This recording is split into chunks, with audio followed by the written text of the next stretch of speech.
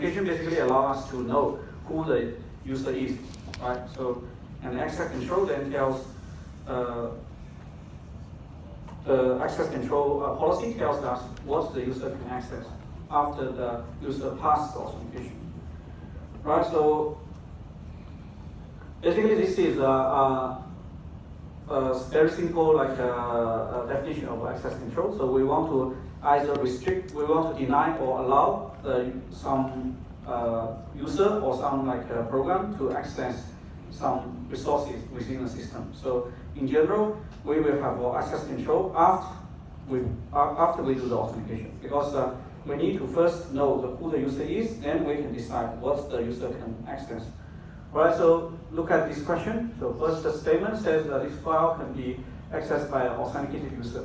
That means anyone, any valid user, any user who can pass the authentication can access this file. So if you remember, in the previous class, I mentioned this password file. So password file actually can be read by any user, as far as the user can log into the system. For example, you can actually access Banshee. So later I may provide some links where you can download the Secure Shell software, and then you can actually connect to the Banshee server in Australia, in UOW. So I tried in the hotel. Actually, it can connect to the server, so without any problem. And actually, there is no delay. So when you run command and so on, there is no delay. So you can actually play with a lot of utilities in the Banshee server. So, for example, if you log into the Banshee server, then essentially you can read the password file. In the password file, you can find all the user accounts and other information. However, so in this case, basically any authenticated user can read the password file. However, the shadow file is not accessible by normal users. So the shadow file actually can only be read or modified by the root user. So in this case, we have access control. So the shadow file basically cannot be accessed by normal user. Only the root user can access the shadow file. So this is just an example to illustrate the difference. So another example in our normal physical world.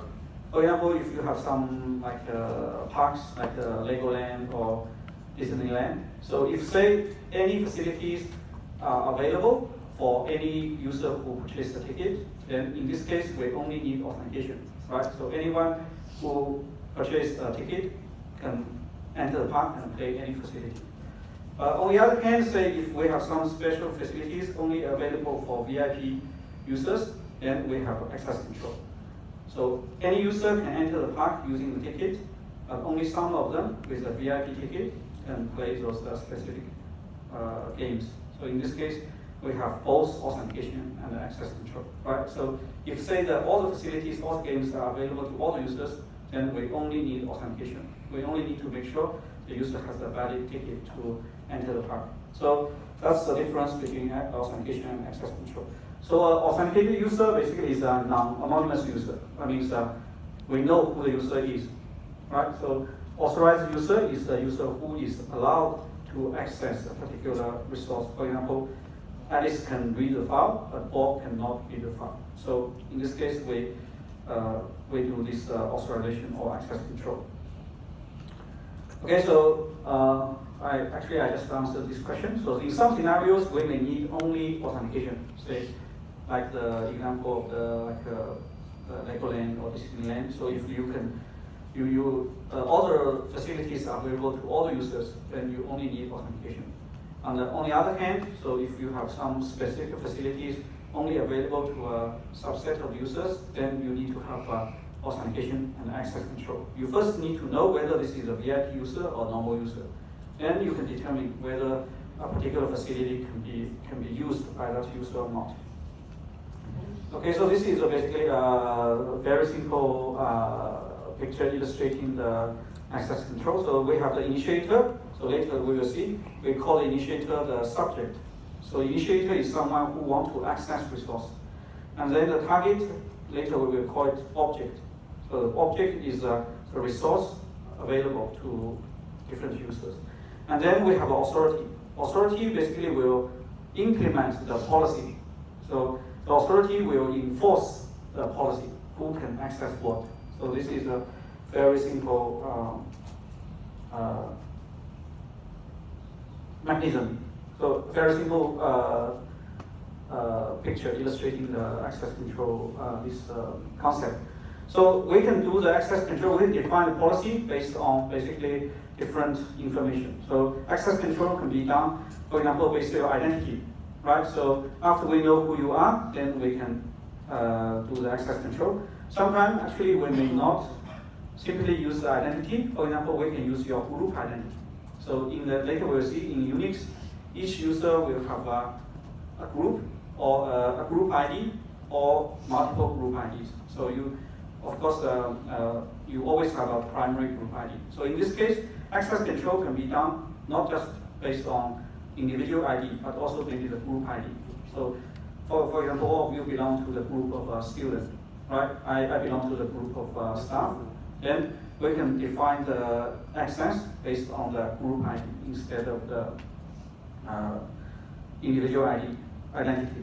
And then we can also, for example, later we will see, we can also attach labels, security labels to initiators and targets, right? So one typical example is in the military application. So for example, some documents, actually you can attach label. This is a top secret document.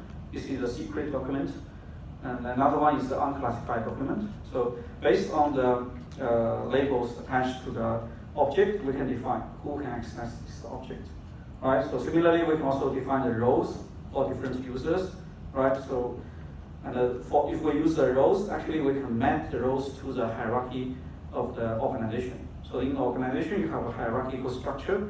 Then you can define the roles for different users. Instead of simply using the group, you can use the roles of the users to reflect the hierarchical structure of the organization. Then you can determine who can do what, right? So, for example, you can have the inheritance. The manager can have all the permission of the employee under the manager, and then manager can have some additional permission. So, in this case, we can have inheritance, similar as the inheritance in like C++ or Java. So you can inherit all the functions from the parent class. Okay, so the access control policy, basically, these are the rules defined based on the information, right? So basically, you determine, the policy will determine who can do what, when, and how, right? So basically, A can read the file, B can write the file, C can execute the file, and so on. So you can determine all the permissions, basically based on the access control information associated with the subject and object. Subject and object, they will have information attached or associated with them, and then you can determine the access policy based on those information. Right, so the authority basically is the person or the entity that will enforce the policy. Right, so you define policy based on the information, and then the authority will implement the policy. Right, so to basically formalize this access control concept, so now we introduce some formal terms. So in access control, we call the initiator subject, and then the target object. So subject, access, object, right? So the reference monitor basically is the authority, and the reference monitor will implement the policy. That means anyone who wants to access, any subject who wants to access object need to go through this reference monitor. So the monitor will determine, based on policy, whether this access will be either granted or rejected. So either allow the access or deny the access. And we can have different entities in the subject group. For example, we have users. User, for example, you may want to read a file, or you may want to run a program. So in this case, say you want to run a program, and you are the subject, the program is object. So depending on whether you are allowed to run this program or not, then the policy will determine whether you can do that or not. And then say if you are allowed to run a program, then the program may want to read a file.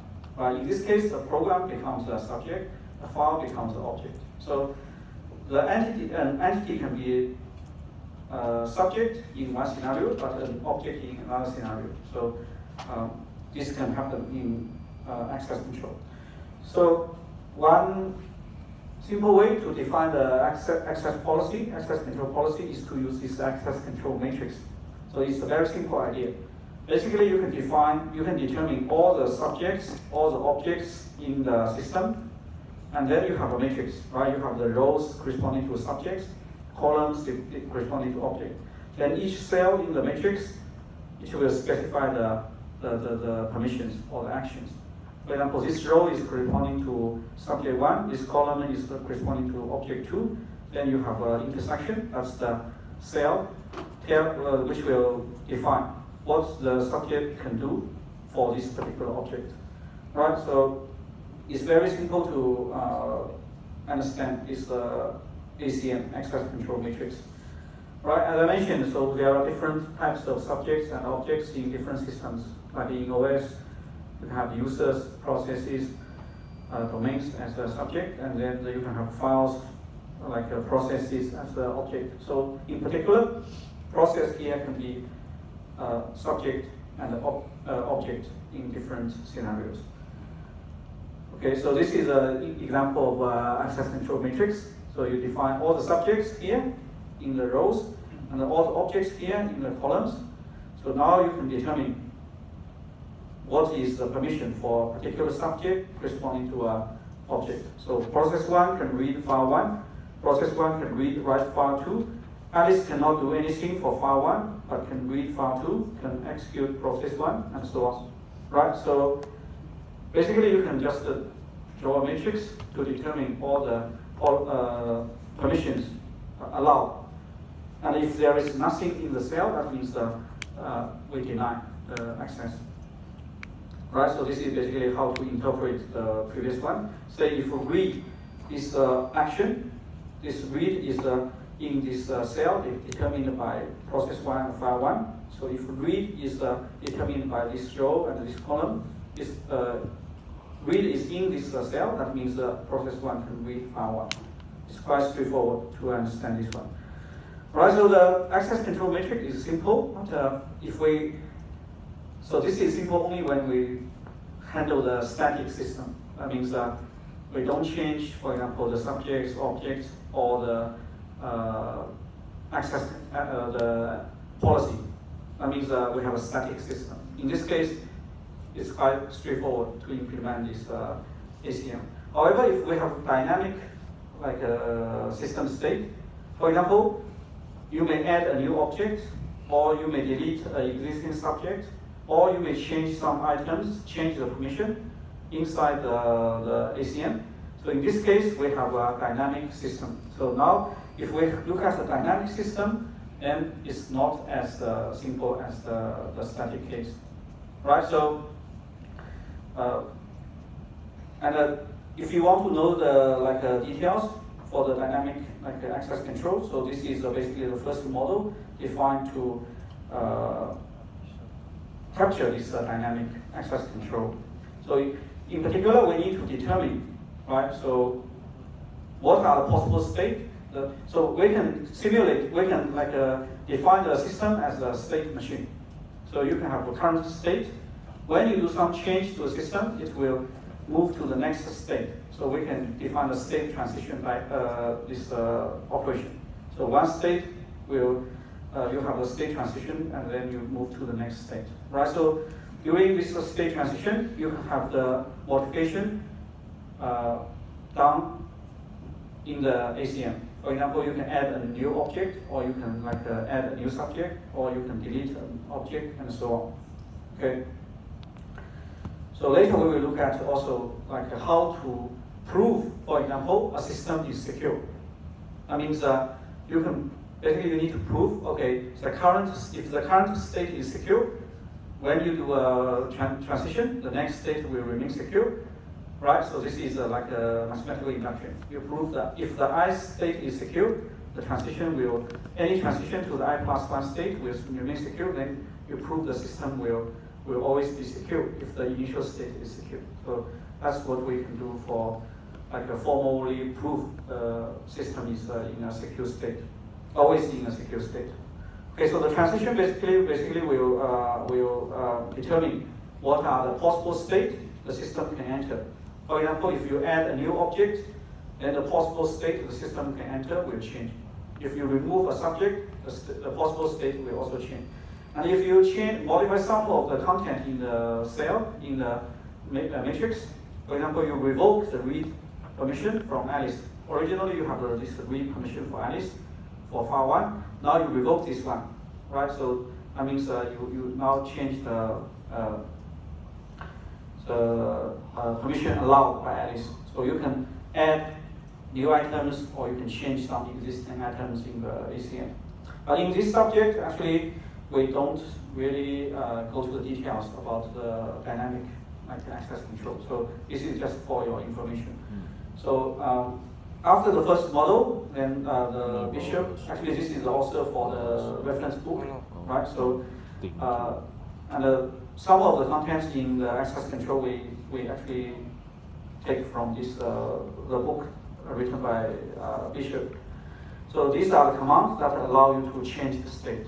You can introduce some new subject, delete some existing object, and you can modify some entries in the ACM and so on. So this is just some pseudocode that allow us to do this state transition, right? So you can create a file, right? So you can create a file for this process. Then now basically you can say, okay, the process actually owns this file. The process can read the file, the process can write the file, and so on. Okay, so you can also grant the access. For example, if this this process is the owner of the file, then we allow this process to grant the permission to another process, say Q, right? So like in Unix, when you create a file, if you are the owner of the file, you can specify the permission for other users. You can grant read, write access to other users.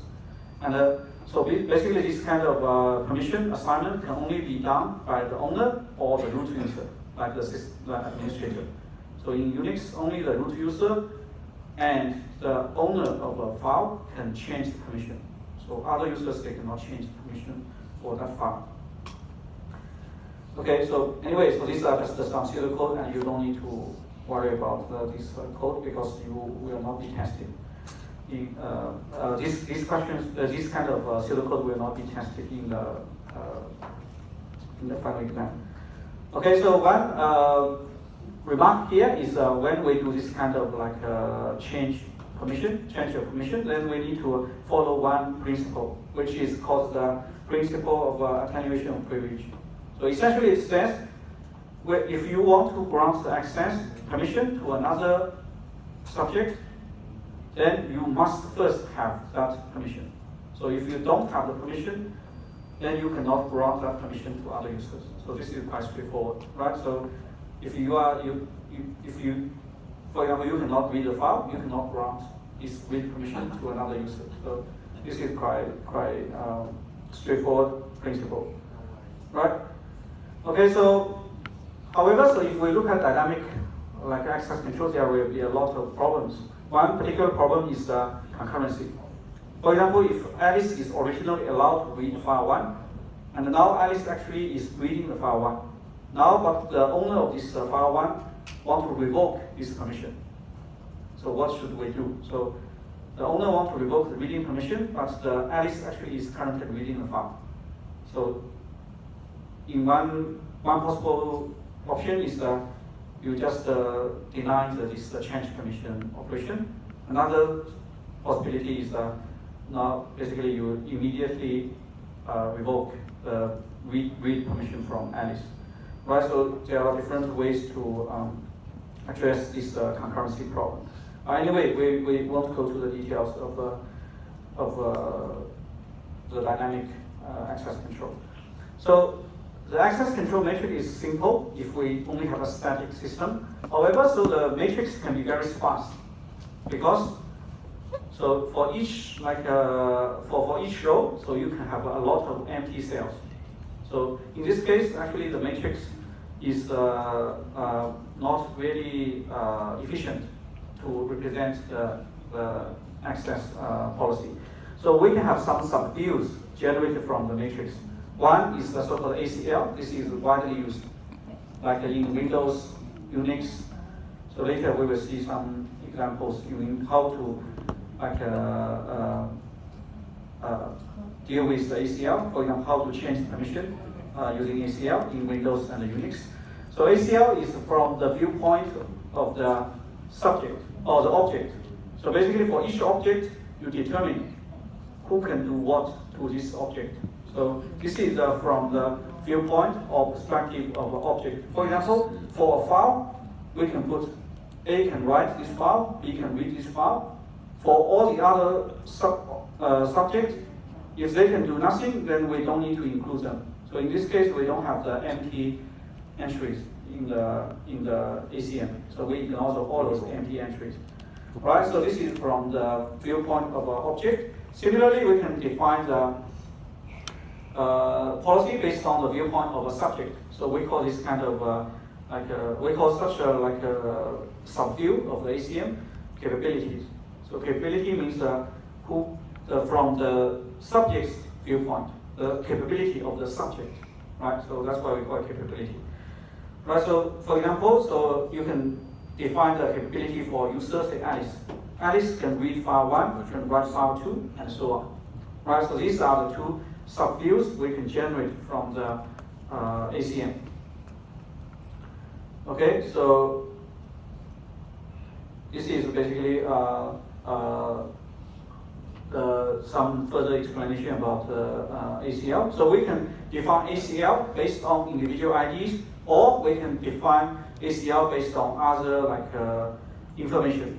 Right? You can define ACL based on a group.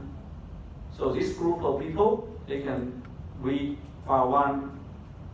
For this particular file, a particular group of users, they can maybe read this file. For another group of users, they can write this file, and so on. So you can define the ACL based on individual identity, or you can use the other information like a group ID, or even the role of the user to define the permissions available. Okay, so this is one example. For this file, actually you can determine, for example, Alice is the owner of this file. That means Alice can change permission. Alice can also read the file and write the file. Bob can only read the file. Chris can read the file, and so on. So we define all the permissions for subjects for a particular object. So this is ACL. So ACL is actually widely used because in a system, actually we can have a lot of objects. Then for each object, we can determine if we have not many users, but we have a lot of objects, then we can define the ACL for each object, and then ACL will not be very long because we only have a few subjects, right? So in this case, actually, ACL will be very efficient to check the permission, right? When someone wants to access this object, you can simply check the ACL, because ACL actually will have only a few items. You can check it very quickly.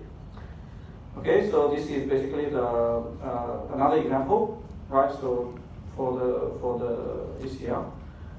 So in the Unix, actually, we implement this ACL. So if you go to the directory, or you go to your root folder, then root directory, so you can find out the ACL associated with each object.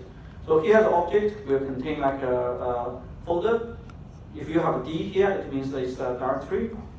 So this 111 is actually a subject. So you have a directory for this subject. So this is D. So if you have a dash, it means it's a file, right? And if you have a L, that means this is a link. A link is in Windows, it's a shortcut in the desktop. So you link. This is a link pointing to a particular file or folder, right? So these are the permissions: read, write, execute, and we have 3 groups of permissions.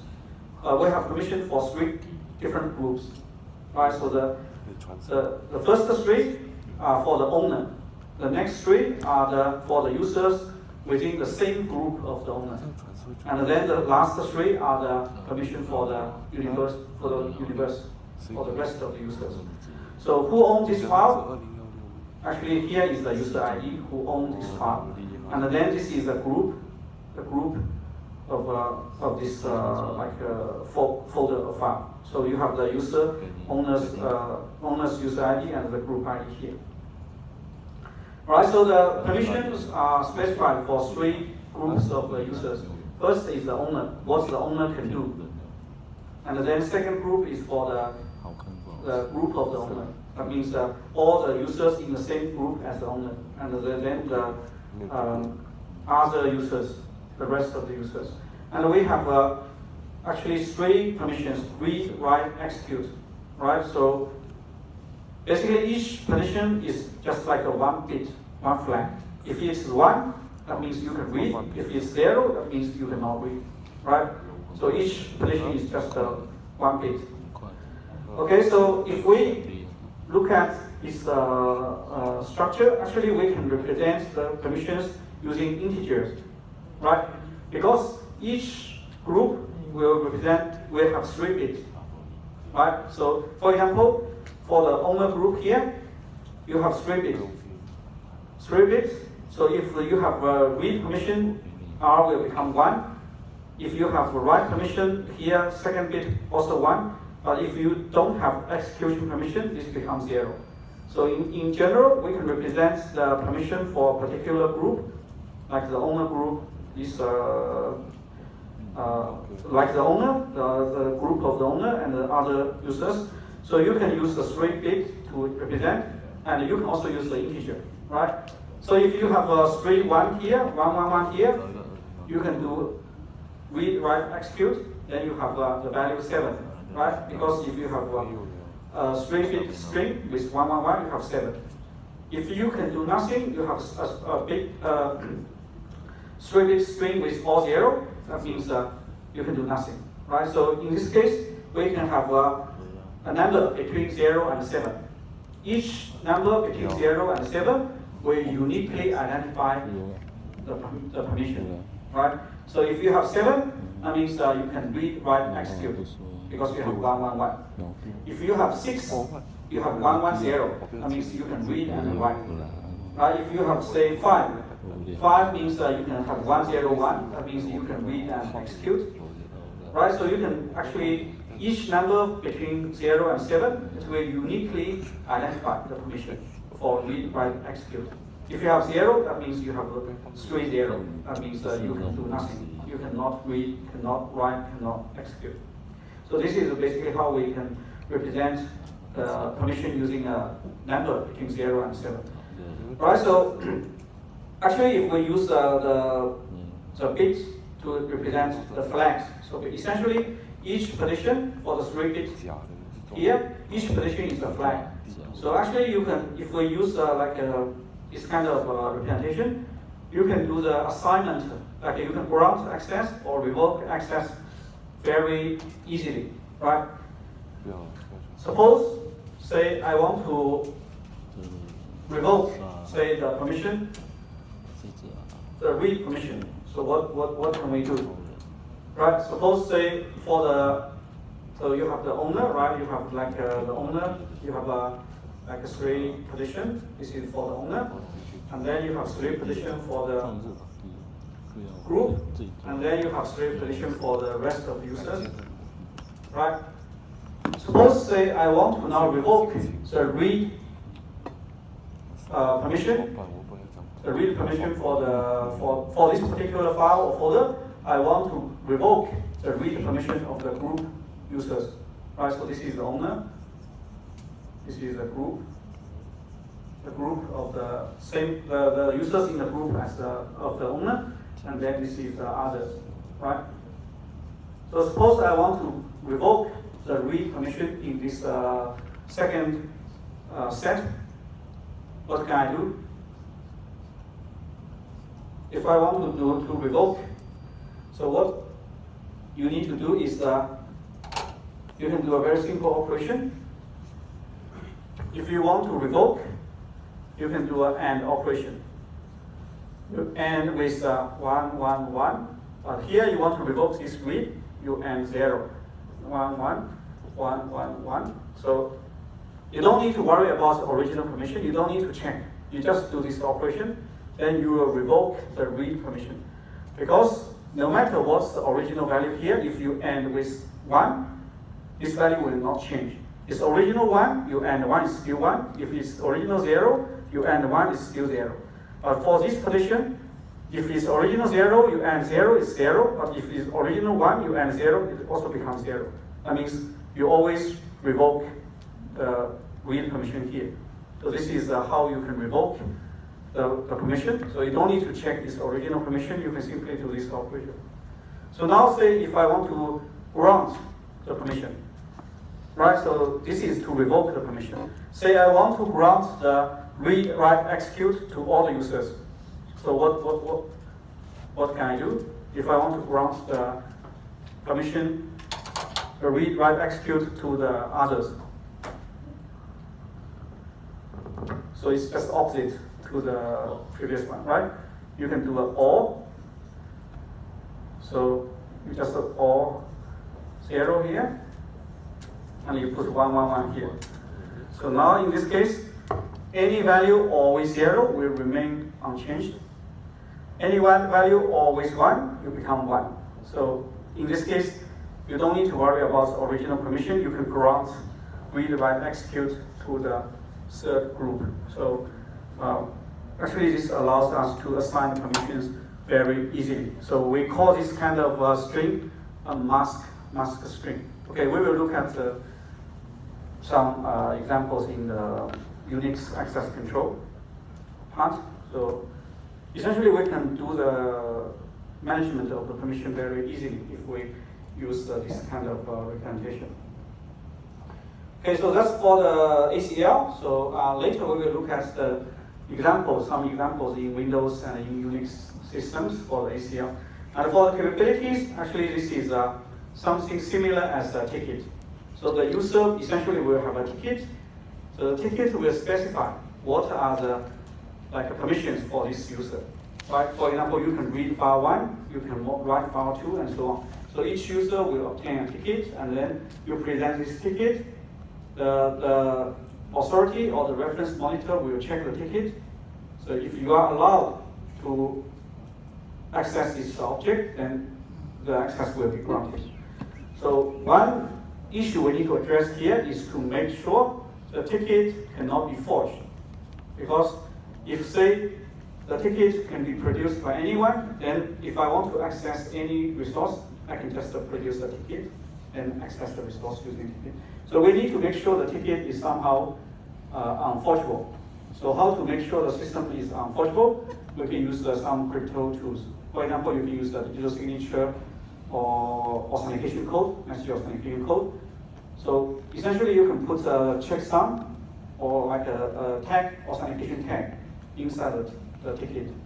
So this will prevent people from forging tickets.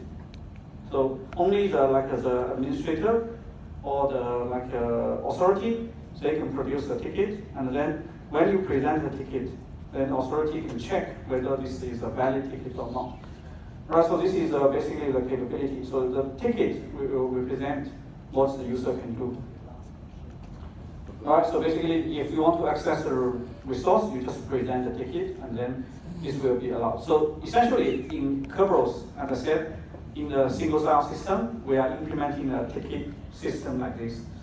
If you want to access some resource, you first pass authentication.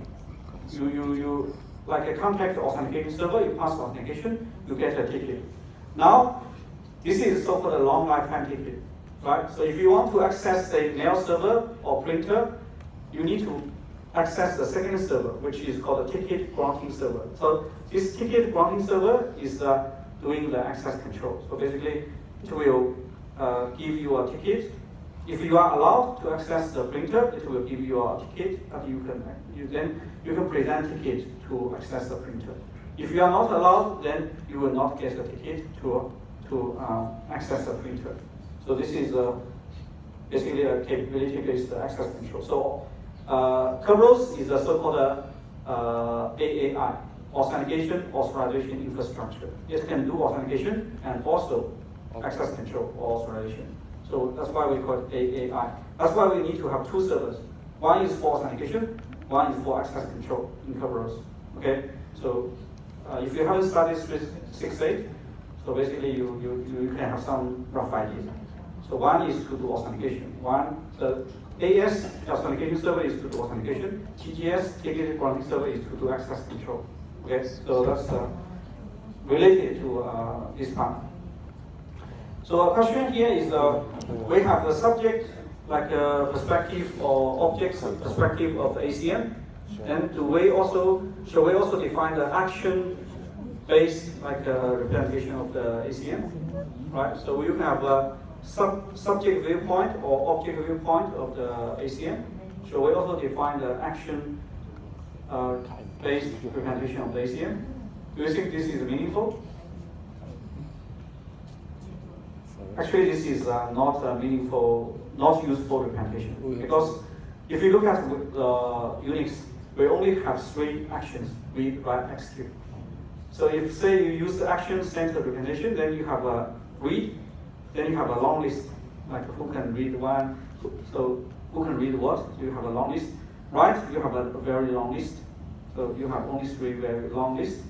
So in this case, actually, it's not really useful or efficient to determine the access right. So that's why but in the system, usually we have a lot of objects, a lot of subjects, then it's meaningful to define the representation based on object or subject. But if you only have 3 actions or few actions, then it's not really useful to define a view based on the action. Right, so this is not popular in access control. So some other like alternative include this authorization table. So in authorization table, basically now we specify all the like permissions. For example, subject 1, object 1, read, subject 1, object 1, write, like the subject 1, object 2, execute, and so on. We can specify all the triplet, subject, object, action. So now if we put all of them in a table, so now we can do the sorting, right? If we sort the table according to the subject, then we will have that capability, because all the items, all the entries with the same subject now will be grouped. We have that capability. If we sort the table according to the objects, then we will have the ACL, right? So this is another way to remove the empty cells in the matrix. So in this case, this table will have will not have the empty entries as in the ACM, but it can still represent the access policy based on the subject or object perspective. Okay, so this is a summary of the ACM-based access control. So we have the subjects who want to access objects, and then we have the authority who will enforce the policy. So the policy is defined based on the ACM, right? So the access control matrix. And then we can have 2 different views of the ACM. One is from the object perspective, one is from the subject perspective. Right, so in reality, actually ACL is still more widely used in capability, because in general, for a computer system, the number of objects are much larger than the number of subjects, usually in a system. For example, in the Banshee, actually, we have about 50,000 user subjects or user accounts, but the number of objects actually is huge. Okay, so for the previous ACM-based approach, we only we only look at so-called discretionary access control. So discretionary access control means that the user actually can specify the policy. For example, when you create a file, you are the owner of the file. You can specify what are the permissions for other users. Right? You can specify based on the 3 groups here. So if you want to let anyone to read, actually you can just put like 1 for each position in the reading position. And if you want to like revoke, you don't want anyone to like execute or write, then you can put 0 in the corresponding position. So in this case, the user has a control. So this is a discretionary access control. But this is still not sufficient. So in reality, actually, we combine different policies together. So we can have both discretionary access control and also the so-called mandatory access control. So mandatory access control means that the user has now no control, no freedom in determining the permission. For example, to give you a simple example, so in the, say, multi-level access control, for example, the label, we attach the label to different objects, right? So say this object has top secret label, second one has the secret label, third one has the unclassified label, right? So now the owner of the first file, which has the top secret label, say now I want to use like ACM to grant read access to another user, say Alice.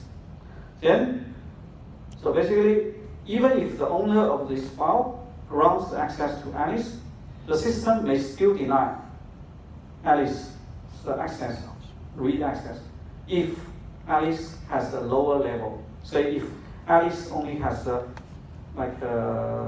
confidential level, then in this case, although the owner of this top secret file grants access to Alice, Alice still cannot read it because the system will prevent Alice from reading this top secret. So in this case, the mandatory access control is done by the system. So the user has no control in assigning the permission. So in general, in this case, we need to have both conditions satisfied. First, the security level must satisfy the condition set by the mandatory access control policy. For example, if this is a top secret file, only a person with top secret classification can read this file. So this will be enforced by the system. However, so not all the users with top secret will be allowed to read this file because it also depends on the second condition is whether the owner allows the user to read or not. So you need to have the AND operation for both conditions. First, the level satisfied is the mandatory access control. Second, the owner of the file allow you to read. So if both conditions are satisfied, then you can read this file. So this is basically what we will use in real systems. So we will enforce both discretionary and mandatory access control. Okay, so basically to define the, so in the previous slides, we looked at some simple examples like ACM, ACL, and so on. All right, so far, actually, we haven't talked about a lot, like other possible ways to assign the permission, right? So although in Unix, we looked at some other ways. For example, you can define the access permission based on different groups. But actually, we can have other possibilities, other possible ways to assign permissions. So if we use the most straightforward way is, of course, to use the identity. So we define the access based on each identity of the user. And then we can also create some intermediate control layers, right? So in Unix, for example, this one is the intermediate control layer. This also is the intermediate control layer. So basically, in the intermediate control layer, so now we can group different entities together. So not just this. So in the Unix here, we just try to group different subjects. Actually, we can also group different objects. Or we can even group users based on the actions. So we will look at all these possible intermediate control layers in the subsequent slides. So group-based access control, this is very straightforward, just like in the Unix. So users are formed into groups. Then we define the control based on the group. Right, so if we do this kind of access control, it will make the management of the policy easier. You don't need to specify the policy for individual users or individual objects. You can group them together and then assign the permission based on the group ID. Right, so if we use a group-based access control, for example, you can group the subjects into different user groups. And then you can determine the permission based on the group ID. So for this group, if as far as the user belongs to this group, they can do, for example, they can read object 1, they can read object 2, right? So, but sometimes actually you may have in this kind of intermediate access control layer, so you can sometimes have a conflict. For example, in this case, subject 1 belongs to group 1, and the group 1 actually is allowed to read object 1. But on the other hand, we also say subject 1 is not allowed to read object 1. So in access control, so usually we will only look at the allowed permission, right? But actually in real systems, we can also define the deny permission. Later in Windows, we can see you can define the allow permission and the deny permission. Okay, so in this case, say if in the ACL of object 1, it has the allow permission for group 1, and then it also has a deny permission for subject 1. However, subject 1 belongs to group 1. So in this case, we have a conflict. So how to handle this conflict? Then we have again two options. One is the so-called liberal approach. The liberal approach means that if any permission says allow, we allow. And then we can also have the conservative approach. That means that if any permission says deny, we deny. Right? So in general, if we have such kind of conflict, then we will have a deny. So if any policy says deny, we deny it. So for security, we always use default deny. If there is a conflict, or if it's unclear, if it's undefined, then we always deny. So that's the default deny policy. So there are a few general principles. One of the principles is the principle of this default deny. So if we have a conflict or undefined permission, then we always deny the access. Right, so this is based on the grouping of the subject. And actually we can also do the grouping based on the objects, for example. Say you can group all the text files. So these are all the text files, you put them in a group. You can put all the emails in a group, you can put all the audio files in a group, and so on. So you can also define the groups based on the objects. Then you can specify, for example, this user can only read text files, the other user can play audio files, and so on. So, and you can even also group do the grouping based on actions. So for action, actually we use a particular term, we call it privilege. Right, so privilege is a term used in specific systems, like operating systems or system administration, like a network administration and so on. So privilege basically is associated with action. For example, whether you can open a port and allow communication to this port, external communication to this port. Right, so this kind of action is, we have a name, we call it a privilege. Right, so in this case, basically we can assign privilege to different subjects. Right, so if the subject has this privilege, then the subject can do the operation. Right, so this is another way to do the grouping. So actually the grouping can be done based on subjects, objects, or even the actions. And then if we generalize this idea, so the privilege is a term specific in like operating systems or some computer systems. But if we generalize this concept, so then we can have this role-based access control. So basically we can determine the actions for two particular objects based on the role of based on the role assigned to a particular subject. So if the subject has this particular role, then the subject can perform actions on certain objects. So this is just the extension of the privilege-based access control in the more general case. So it can be applied in different domains. Right. So for example, in the banking system, so when we have different roles assigned to different subjects, then based on the role, we can determine what are the actions allowed. Here we don't use the term privilege because in banking system we don't use the term privilege. We use the roles and the actions and so on, or permissions. So here, basically we can also define the inheritance. So the role-based access control actually can be associated with the hierarchy of the organization. Right? So you have a hierarchical structure in the organization, then you can define the roles corresponding to this hierarchical structure. For example, you can in a banking system, you can have the tellers, you can have the branch manager, customer, and so on. And then, so this actually will reflect the hierarchical structure.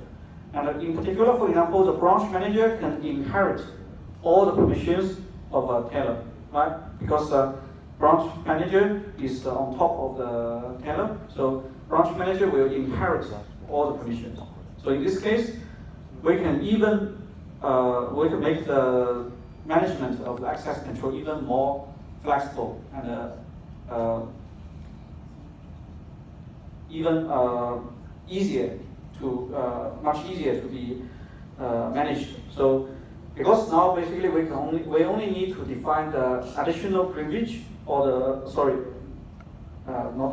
additional permissions allowed by the branch manager. Because for all the other permissions, they will be assigned to the branch manager according to the inheritance. So the branch manager will inherit all the permissions. Then we can also define the permissions for other users based on their roles. Okay, so in role-based access control, actually we can assign multiple roles to an individual subject. We can also assign multiple subjects to a single role. So in this case, you may have different multiple tellers within a bank, right? So you may also have several managers and so on. Right, so in this case, we can have a many-to-many relationship. Later we can see role-based access control. We can draw a diagram similar as the UML diagram. You can have like a one-to-many relation, many-to-many relation, and so on. And we can also define the extensions. So the base role-based access control basically will determine the permission based on the role of each subject. So now actually we can extend this base model to allow role hierarchy. This is essentially to capture the inheritance. And then we can also have constraints, right? So we can now basically based on the role assigned to different subjects, we can define the constraint. For example, we should not assign the conflicting roles to the same user. If two roles, they have roles have conflicting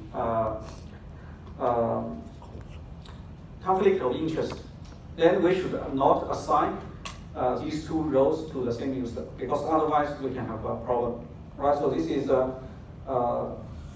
another extension for the basic role-based access control model. So here we have the basic model.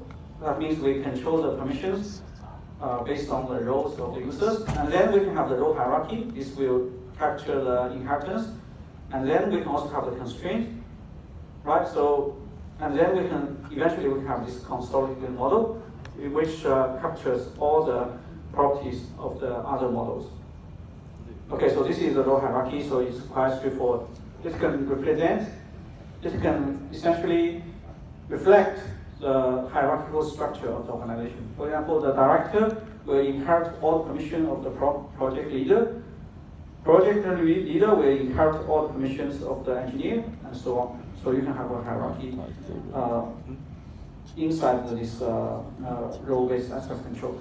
So the constraints, so we can have different constraints. For example, you can have these mutually exclusive roles. Say, like in this example, so the purchasing manager and the account payable manager cannot be assigned, these two roles cannot be assigned to the same user. Because otherwise, the user can cheat and you can have like a fraud, right? So, because these two roles should be separated. Otherwise, the user can actually can cheat and then they can have fraud inside the company. So in this case, we need to prevent the roles to be assigned to the same user. So in this case, we have the constraint, the mutual exclusive constraint, right? Then you can also have the cardinality constraint. For example, the maximum number of roles that can be assigned to a user, or the maximum number of users that can be assigned to a particular role. And you may also have prerequisite. So this is opposite to the mutual exclusive. Mutual exclusive means that you cannot have two conflicting roles assigned to the same user. But the prerequisite means that if you want to have this role, you must first obtain the other role. So only when you obtain one particular role, you can have the next role assigned. So this is basically the opposite of the mutually exclusive constraint. So this diagram illustrates the consolidated model. So in this model, we can have all the hierarchy, like a role hierarchy, and also the constraints captured in this consolidated model. So this is similar. This picture is similar as the ER diagram or other like a UML diagram, right? So to give you some rough idea, so here if you have one arrow, that means one. If you have two arrows, that means many, right? So users can have multiple roles, and one role can be assigned to multiple users, so you have many-to-many relation, right?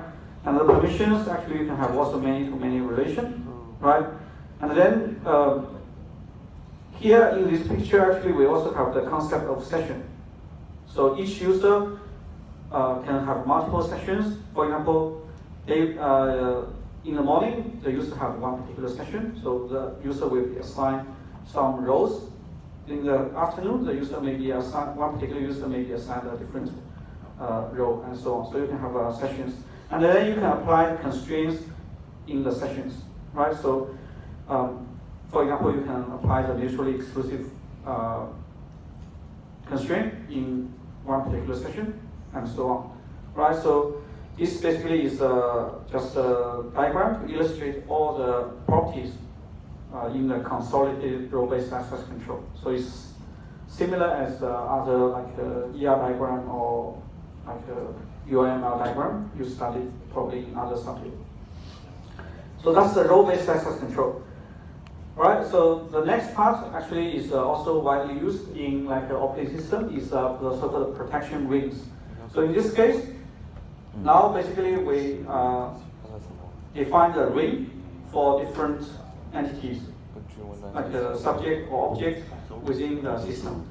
So the ring now basically so we have in this example we have 4 rings. The inner ring is the OS kernel. Then we have the OS, utilities, user processes. So essentially, if you have a smaller number, you have more privilege. So here we are looking at the OS. So if you have like smaller number assigned, that means you have more privilege. So how does this ring-based access control work? So essentially, if the user wants to access some critical resource, for example, the user wants to enable the camera, for example. So in this case, so the user will instruct the program, a particular program. For example, the application which will want to access the camera. So basically, the process now will send a request by invoking a utility function provided by the operating system. Then the utility function will send the request to the OS. OS will send request to the OS kernel, and then the OS kernel will determine whether this will be granted or not. The result will be passed to the OS. OS now pass the result to utility function pass the result to the program. So the purpose of using this chain of request and response is to prevent the user from directly manipulating or controlling the resource, some critical resource. Right, so if say the user program, the user process has some vulnerability or bugs, then if we allow the process to directly access the important critical resource, sometimes we can cause damage to the system. So in order to prevent this kind of problem, so now basically all the user requests need to go through this chain. So you need to pass the request to the utility. So the utility basically will check whether anything is wrong. If anything is wrong, then it will immediately reject. If it's okay, then you pass to the next level. And then eventually, the OS kernel will determine. Because the OS kernel, you cannot really modify the functions in the OS kernel. Although the user process can be controlled by the attacker, or there is bugs or vulnerabilities inside the user process, but the OS kernel, usually the attacker cannot really touch it. So in this case, basically the OS kernel will ensure actually it will do the right operation. So we essentially prevent the user process to directly access or manipulate resource. So basically all the requests need to pass through the chain to the OS kernel, and the OS kernel will basically perform the operation and then deliver the response to the user. So in this case, we prevent the user from directly access or manipulate some important resources inside the computer system. So this is how the protection ring works. So essentially, the process cannot directly access the resource. You need to go through these multiple rings. So you need to invoke a utility function. Then the utility function basically will pass request to the OS. OS pass request to OS kernel. And then depending on what kind of resource you need to access. So sometimes the utility can directly tell the result. But if it's more critical, it will pass to OS. And if it's most critical, it will pass to OS kernel. So, but in some situations, maybe the OS can directly make the decision. So in this case, you don't need to pass to the most inner ring to get the result. Okay, so probably I will stop here. So for the multi-level access control, we will study in the next lecture, because this part we will look at the important model, which is called a BLP model. So BLP is used in military applications, governments, and so on. So in this